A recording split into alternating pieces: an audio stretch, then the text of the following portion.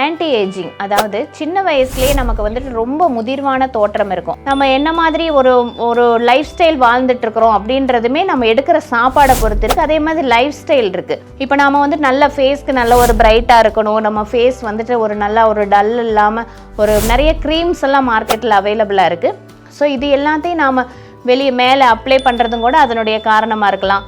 இனி ஒன்று என்னென்னா, நம்ம வேலை செய்கிற இடத்துல சூரிய ஒளி படுற மாதிரியான ஒரு எக்ஸ்போஷரே கிடையாது. சூரிய ஒளிக்கு கொஞ்சம் வெயில் அடித்தாலும் வெயில் வர்றதுக்கு முன்னாடியே நம்ம வேலைக்கு போயிடுறோம். அதே மாதிரி வெயில் போனதுக்கு அப்புறம் தான் நம்ம வேலையை விட்டே வரோம். சூரியனுடைய கதிர்கள் எதுவுமே நம்ம மேலே படுறதில்ல. உள்ள நாம் ஒர்க் பண்ணுற இடத்துலையும் பார்த்தீங்கன்னா ஏசி அந்த மாதிரி தான் நம்ம யூஸ் பண்ணிட்டு இருக்கோம். ஸோ நம்மளுடைய ஸ்கின் போல்ஸ் மேலே இருக்க சூப்பர்ஃபிஷியலாக நமக்கு அமைஞ்சிருக்கிற ஸ்கின் போல்ஸில் வந்துட்டு அதுக்கான ஒரு ஊட்டச்சத்துக்கள் எல்லாமே விட்டமின் டின்னு சொல்லுவோம். சூரிய கதிர்கள்லேருந்து நாம் கிடைக்கிற விட்டமின் டி நமக்கு எதுவுமே கிடைக்கிறதில்ல, சரிவர கிடைக்கிறதில்ல.